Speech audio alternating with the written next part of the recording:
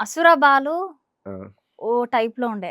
అంటే మొత్తం శ్మశానంల దగ్గర సాంగ్‌లు అవును. జేయడము. అవును. అంటే గెటప్ గూడా మొత్తము చేంజ్ అవ్వడానికి రీజన్ ఏంటి?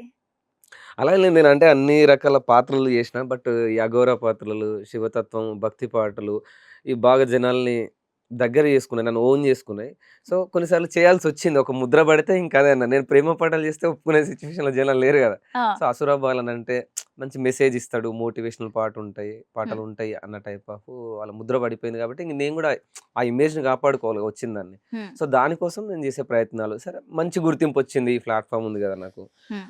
మంచి పేరు అన్న విషయంలో ఇంక దాన్నెందుకులే మనం ఇంక వేరే పక్కదోవ పట్టించి మనమెందుకు అని దానిలో సర్వే అవ్వడం జరిగింది.